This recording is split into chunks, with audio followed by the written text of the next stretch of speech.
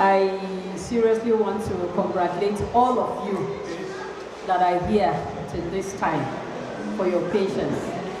The good part of it always comes last. So for those of you that remain, especially the married couples, you are remaining to get the juicy part of it, because sex in marriage is the icing. You know, everything is the sweetest part of the cake. So that is what marriage is sex is to marriage. Well, for want of time, we cannot do so much or talk so much about it. But like the MC said, sex is a gift to married couples, a gift from God. Like sister said, that when God created man, he needed a companion. And that companion was to, meet up with his needs. It was not food God was talking about. Because we are told that in the garden, there were varieties of food for them to eat, for Adam to eat. But he saw that there was an aspect in his life that was lacking. And that was why he took his time, created a woman with all the endowment. Am I right? If every woman will stand up here, you will know that God really did something wonderful for us. We thank God. So let's give God a wiper. Let's thank God for the gift that he has made us a woman, that has made us women. And men should equally thank God more for creating women in their lives. Because without a woman, the man is not complete. That is why when the Adam was giving her the name, woman, to my own understanding, I want to say is complete me. That is what Adam meant. Complete man. She completed him. That is why he said, woman, my complete self. So we are here to complete that aspect, fulfill that aspect of man that is lacking, that he needed somebody to assist him with. And so the woman is the best person to do that, and that is why God created us. Sex in marriage, I'm sure, if you ask where problem starts in marriage, one of them is sex. Younger ones, if you're listening to me, is to improve or wait until you get there, then you can work on it.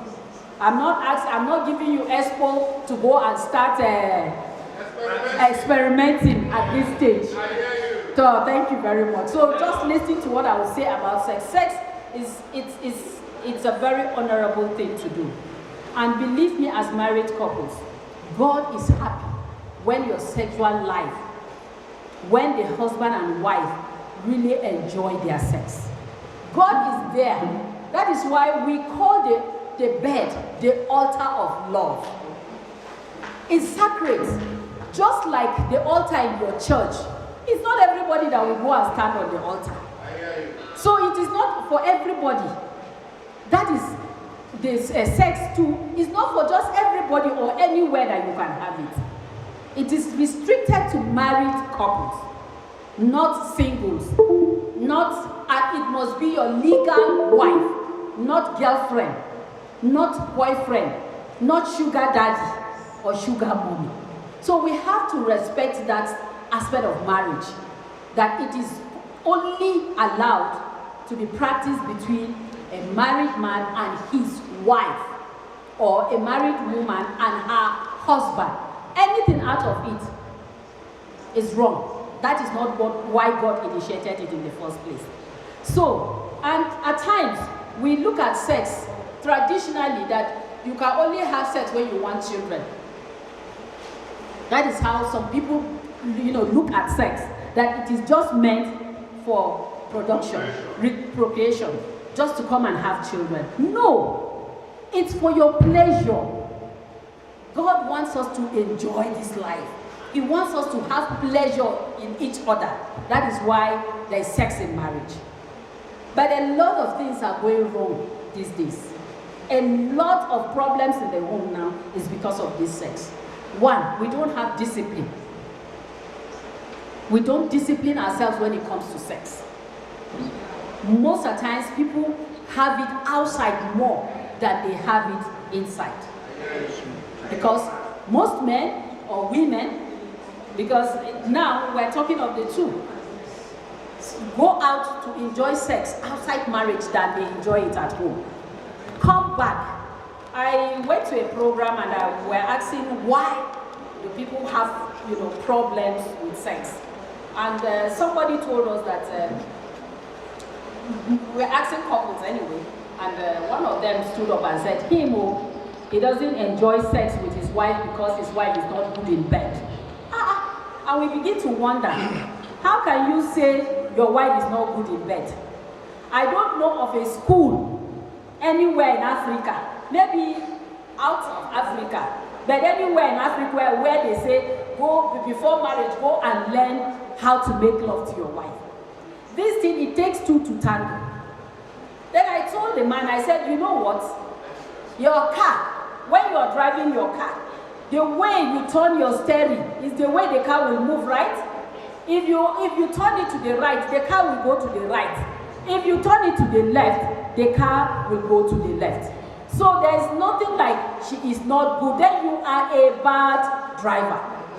So most men are the problem in that aspect. If you say your wife is not good in bed or your husband is not good in bed, it means if you are the wife and the husband is trying to direct you to this side and you are insisting that you must go left, there must be collusion. So it's something that you must agree on to have it and to enjoy it. Sex is supposed to be enjoyed from the beginning to the end. But for the married people, you know that at times, most women are always left out of it. The enjoyment part of it. I hear you. Most men take the 90% of the affair at that level without considering the women. Naturally, the man gets stimulated easily and faster. But for the woman, it takes time. How patient have you been with your wife? How have you helped her to get to that point with you? Or is it that once you have your own time, you enjoy, and then you just slip off and allow the woman? Most times men do that. After he has done his own, he has gotten to the climax, and there are levels of sex which you start from the play, from there you get to another level, then you get to the peak of it. Most women don't get to the peak, and it's because their husbands are not patient enough or kind enough to go with them all the way. They get them to a level, and once the men are satisfied, they leave you up there hanging, and you don't know what to do again.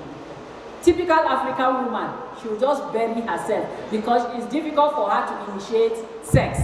Culturally, they said it's the man. Abi? There's this proverb in Hausa. They said, "Farawa de iyawa amarya akan ango." You know what it means?